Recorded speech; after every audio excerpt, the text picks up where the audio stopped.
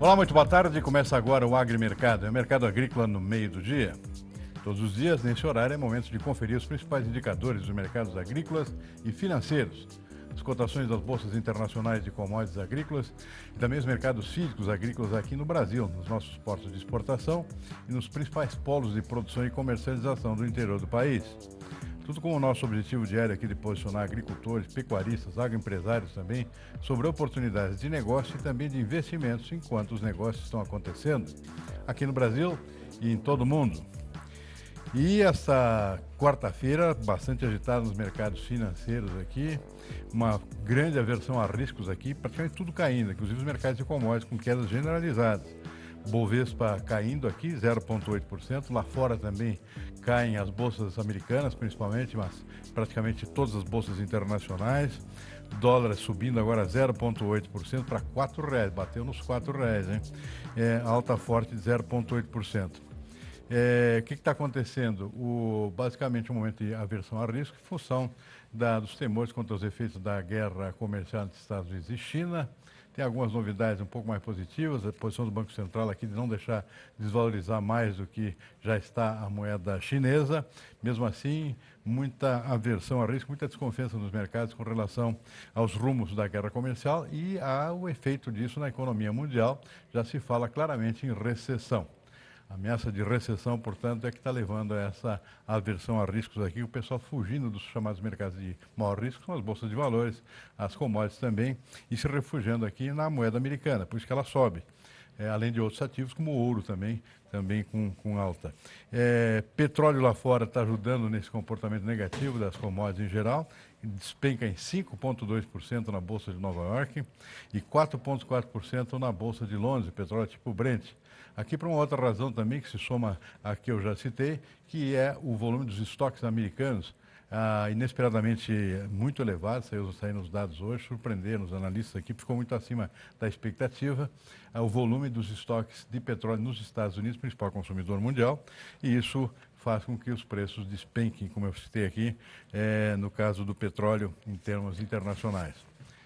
Mercados de commodities, tudo caindo, pelas mesmas razões já citadas. Soja em Chicago cai 0,3%, milho 0,1%, trigo 1 ponto percentual, algodão cai mais na Bolsa de Nova York, 1,3%, café também, café arábica menos 1 ponto percentual, o açúcar está despencando em 3,8%, suco de laranja 0,5% e o cacau 1,5%. Portanto, tudo caindo hoje, vamos ficar de olho aqui, porque o mercado deu uma virada feia hoje por essa aversão a riscos aqui dos investidores internacionais.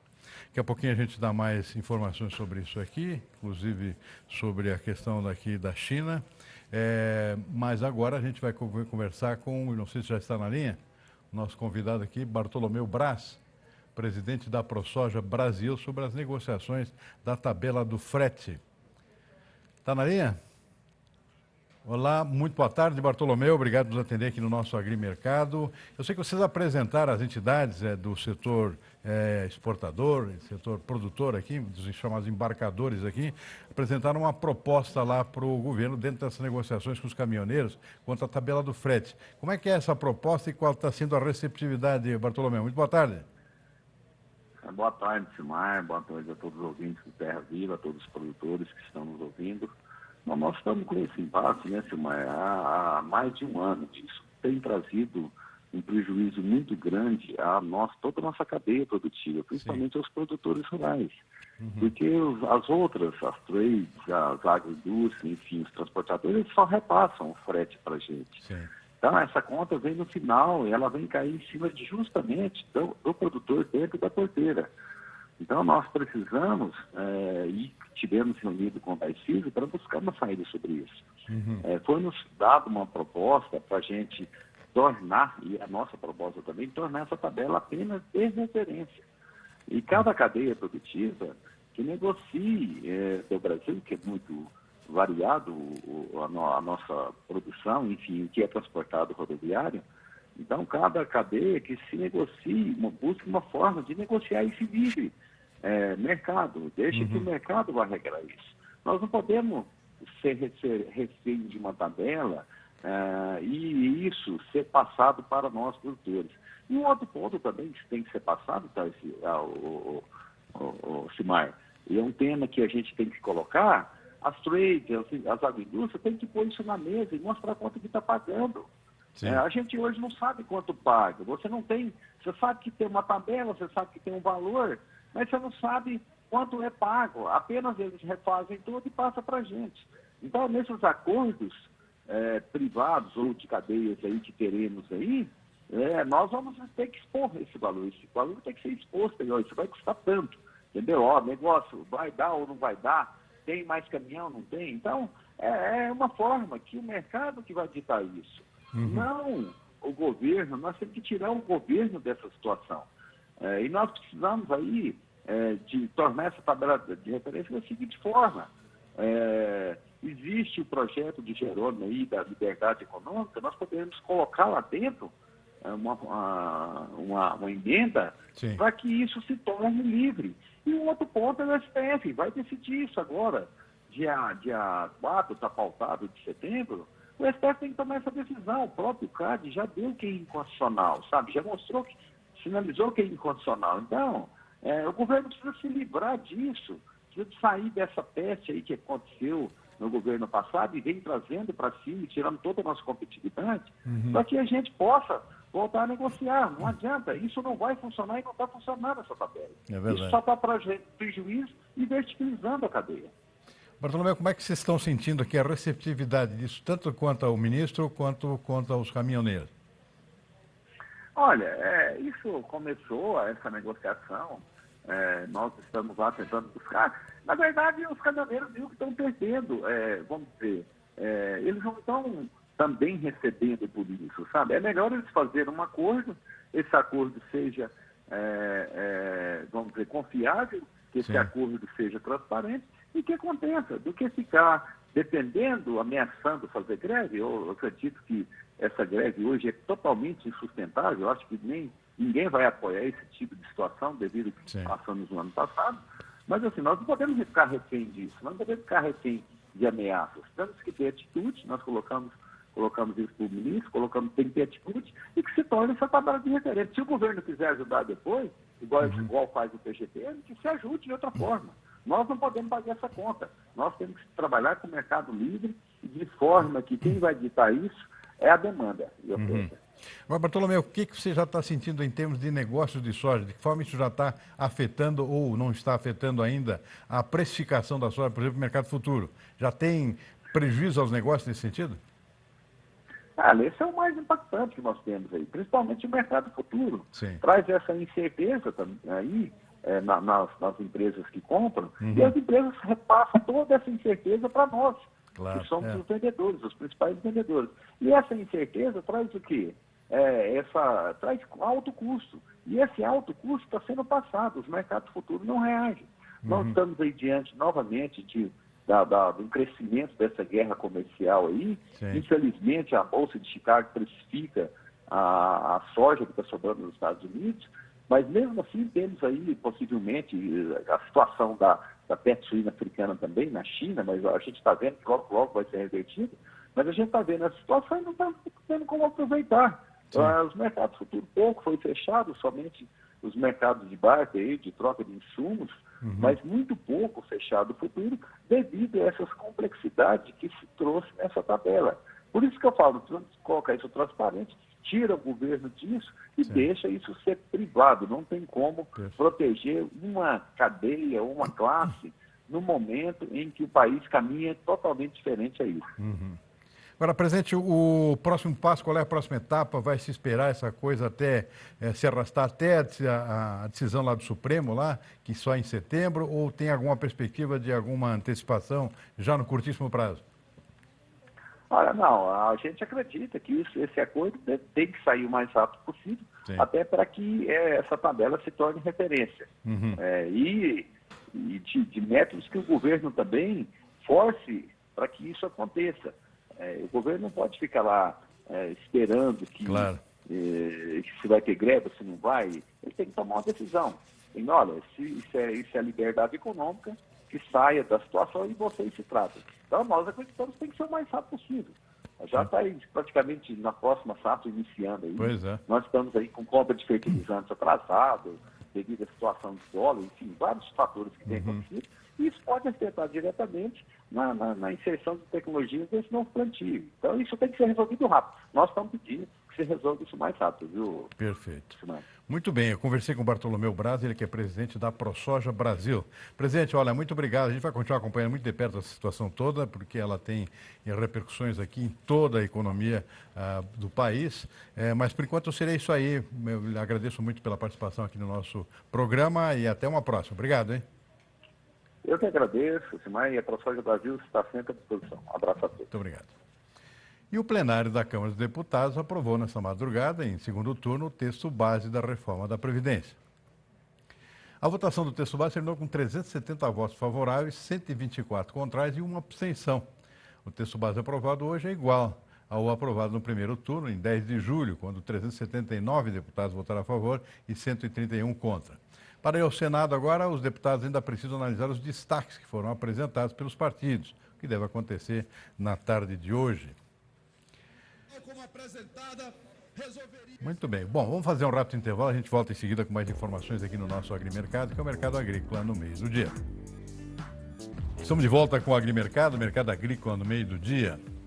E agora nós vamos lá para o Paraná para dar uma conferida como é que está a situação das lavouras no estado. O estado que tem sido muito castigado esse ano e em anos anteriores também pelo clima. E agora tivemos uma rodada de geadas nessa última semana. E a gente vai conversar agora sobre isso com o Carlos Hugo Godinho, que é especialista em trigo lá do DERAL, Departamento de Economia Rural da Secretaria da Agricultura do Paraná. Hugo, boa tarde, muito obrigado por atender aqui no nosso Agrimercado. Eu sei que é muito cedo para fazer uma contabilidade das geadas aqui, mas o que se tem aí no radar aqui que possa ter acontecido? Ou seja, o trigo foi atingido efetivamente por geadas no último fim de semana? Muito boa tarde. Boa tarde. Nesse último fim de semana, como tu falou, ainda é um pouco precoce para a gente dizer, o que a gente percebeu já com certeza é que essa geada de agora foi de uma intensidade inferior à geada anterior de julho, e a gente provavelmente, até por ter atingido em parte as mesmas lavouras que já estavam prejudicadas, deve ter um prejuízo bem menor nesse momento em relação a essa geada. Perfeito. Bom, das geadas anteriores você já tinha feito uma contabilidade aqui, né? Como é que ficou, hein? Então, nós tínhamos reduzido nossa produção em 500 mil toneladas, de um potencial de 3,2 milhões de toneladas que nós tínhamos para colher. Vamos colher provavelmente 2,7 milhões de toneladas, que já é um volume inferior, inclusive, ao do ano passado, quando a gente colheu 2,8 por problema de seca. As áreas mais atingidas, o que é? O oeste, o sul? A princípio, a área mais atingida foi o oeste, naquela geada de julho. Nessa geada, a gente não deve ter tanto problema nessa região, por as geadas terem sido um pouco mais fracas, porém nas regiões que tinham sido também atingidas pela geada de julho, que era sudoeste e um pouco o centro do estado, a gente vai ter alguns problemas agravados nessa região, que inclusive é onde a gente tem o rebaixamento aí das condições da lavoura, que hoje estão com 62% em condições boas, 29% média e 9% ruim. O colheita no Paraná começa em setembro, né? Ou antes? Até o finalzinho de agosto já deve ter alguma coisa. A gente tem as primeiras lavouras agora entrando em maturação. Talvez agora, até o final do mês, a gente já colhe uma parte disso. Perfeito. A área tinha aumentado, né? Não, nós vínhamos ainda por cima de redução de área, apesar dos preços estarem um pouquinho mais remuneradores do que no ano passado. Sim. Na época do plantio, a gente estava com quase 10% de retração do cultivo, vindo de uma área de praticamente 1,1 milhão de hectares para 1 milhão de hectares nesse ano. Bom, o trigo é praticamente a única cultura ainda bastante sensível a clima nesse momento, porque o milho está praticamente encerrado a colheita, né? Exato, está praticamente encerrado. Também deve ter sofrido um pouquinho com essa estiagem, agora não com as geadas, mas com a estiagem, que também para o trigo já preocupa no norte do estado especialmente. A gente tem algumas regiões aí com 30 dias sem chuvas, então a partir de agora começa a poder se reverter em perdas isso, e a estimativa é de que a previsão é de que não haja chuvas para os próximos 14 dias, então tem preocupado bastante. O estado realmente está com um pouco de azar, né? Exato. A gente perdeu já por geadas na safra retrasada. sim. Na passada nós perdemos por seca e nessa agora, pelo jeito, vamos perder pelas duas coisas. Pois é. Aliás, em janeiro também teve problemas aí com, acho que foi com a soja, né? A soja teve algum problema, sim, teve uma estiagem um Falta de pouquinho chuva, mais né? curta, Exatamente. mas realmente para uma região específica, acredito que é a oeste, teve um problema maior. Perfeito. Só para finalizar, Hugo, para situar aqui, o plantio de soja aí no Paraná começa mais cedo que outros estados, né? Começa em setembro já, né? Na verdade, outubro mais intensifica, Outubro. mas setembro já tem calendário para plantar e o produtor está buscando cada vez plantar mais cedo, né? Claro, é verdade. Muito bem, eu conversei com o Carlos Hugo Godinho, ele é analista lá do DERAL, do Departamento de Economia Rural da Secretaria da Agricultura do Paraná. Hugo, muito obrigado pela participação no programa. Assim que deve sair uma estimativa sobre esses últimos prejuízos nessa semana ainda ou só na próxima? Não, é só no final do mês. Ele fica junto perfeito. com o nosso levantamento mensal, que é feito todo mês, na última semana do mês. Então a gente volta a conversar nessa data então. Muito obrigado, Hugo Godinho. Até a próxima, hein? Eu que agradeço, Marcos. Ok. Mais um rápido intervalo, a gente já volta para dar uma conferida nas nossas cotações aqui nos mercados físicos no interior do país. Fique aí que a gente já volta. Estamos de volta com o Agrimercado, mercado agrícola no meio do dia. O presidente americano, Donald Trump, afirmou que o Banco Central do país precisa reduzir a taxa de juros de forma mais rápida e acentuada. Donald Trump começou a série de tweets sobre o Fed, dizendo: mais 3 reduções do Banco Central. Seguiu afirmando que o problema não é a China, ao declarar que os Estados Unidos nunca estiveram tão fortes, que o dinheiro está entrando enquanto Pequim perde empresas aos milhares a outros países. Atacou o Banco Central, alegando que a instituição é muito orgulhosa para admitir erros cometidos e que ela também deve reduzir a taxa de juros de forma mais rápida e acentuada. No fim de julho, o Banco Central dos Estados Unidos anunciou a redução da taxa básica de juros do país em 0,25% ponto percentual. Foi o primeiro corte na taxa desde 2008. Na ocasião, a entidade alegou que a atividade econômica continuava sólida no país, mas reconheceu as incertezas provocadas pelas disputas comerciais internacionais e o fraco panorama da economia mundial. No entanto, o presidente do Fed alertou que a redução não era o começo de uma longa série de cortes da taxa, decepcionando o mercado que aguardava um longo período de baixas. E o Banco Central da China agiu para frear a desvalorização da moeda chinesa, o yuan, e criticou o governo americano que classificou Pequim como manipulador cambial. A entidade chamou a classificação de unilateralismo, rebelde e protecionista, dizendo que ela viola negativamente as leis internacionais. O banco declarou que o valor do yuan é determinado pelas forças do mercado, acrescentando que se opõe à denominação do Departamento do Tesouro dos Estados Unidos, que classificou o país de manipulador cambial, ameaçando retaliar. Nesta terça-feira, a China agiu para limitar a desvalorização do yuan, dizendo que não vai depreciar a moeda para ser mais competitiva. Ontem, o governo chinês permitiu a moeda atingir o patamar de 7-1 com relação ao dólar, ou seja, um dólar igual a 7 yuans, a maior desvalorização em anos, o que levou a uma queda acentuada nas bolsas pelo mundo. A decisão foi vista pelo mercado financeiro como uma retaliação do país asiático aos Estados Unidos em meio à escalada da tensão na guerra comercial entre as duas nações. Muito bem, dólar segue operando com alta forte, 0,8%, Bovespa caindo, 0,6%, o índice da Bolsa de Valores aqui de São Paulo. Lá fora, mercados internacionais de café segue operando em queda na Bolsa de Nova York, o café arábica, mas as cotações que estavam em queda no início do programa aqui já estão revertendo no caso da Bolsa de Chicago. Soja aparentemente deu uma estabilizada agora, alguns contratos começam a subir, ainda está em queda aqui o mais próximo aqui, que é o de agosto, e o milho também estava dando uma respirada agora, subindo 1 a 2 pontos, depois de operar em baixa no início dos negócios, conforme a gente viu no início do programa. Então está aqui dando uma revisada aqui, embora não se espere muita coisa no caso desses mercados, porque muita expectativa no mercado de grãos de Chicago aí, com relação à área de plantio nos Estados Unidos, que só vai ser divulgada semana que vem, dia 12. Mercados físicos aqui no Brasil, vamos começar pelo arroz. Arroz, agulhinha aqui, deu uma reagida nos últimos dias, R$ 101,50 aqui. O tipo 1 beneficiado, posto em São Paulo, e isso vem favorecendo também uma reaçãozinha aqui no mercado de arroz em casca, da matéria-prima lá no sul do país, R$ 42,95 a saca de 50 quilos, uma alta de 0,5%. Outros mercados, soja, vamos começar pela soja aqui no mercado físico, soja com Paranaguá aqui com queda, 0,6%, isso é de ontem para hoje, né, lembrando. Passo Fundo, interior do país aqui, portanto, nesse caso o Rio Grande do Sul, com alta de 1,3%. Cascavel, Paraná, estável. Rondonópolis, R$ 72,00, uma subida aqui de 1,4%. Sorriso, estável. O que mais? Rio Verde, em Goiás, sem alterações.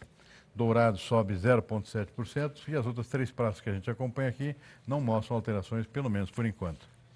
Milho no Porto aqui com alta, 0,5%. O milho tem apresentado uns saltos fortes nos últimos dias. Aqui Campinas 4,1%, portanto, de ontem para hoje. Cascavel um ajuste mais forte ainda de 8,1%. Estabilidade aqui em Sorriso e Rondonópolis, 2 praças do Mato Grosso, que a gente acompanha. O que mais? Rio Verde em Goiás não alterou. Dourado subindo 1,8%. Uberlândia não mexeu. E norte do Rio Grande do Sul, em Erechim, uma boa alta aqui de 2,6% para R$ 39,50. Boi gordo, Noroeste Paulista estável, R$ 153,00 arroba. As 2 praças que a gente acompanha no Mato Grosso não alteraram, Cuiabá e Colíder. Mato Grosso Sul também não. O que mais aqui? Temos nenhuma alteração aqui no caso do boi gordo. E o café? Café aqui, temos altas aqui, vamos virar para o café, esse é o boi. Vamos virar a página aqui para o café, café subindo no sul de Minas, o Arábica, Cerrado Mineiro também, 1,2%. Outra alteração positiva aqui no Oeste Paulista, 1,3%. Demais praças sem alterações, inclusive no caso do Conilon, tipo 7 em Vitória do Espírito Santo. A gente fica por aqui com o nosso agrimercado desta quarta-feira. Você pode rever todo o conteúdo dessa edição no site tvterraviva.com.br ou no novo aplicativo do canal, disponível no Google Play. Boa tarde a todos e até amanhã.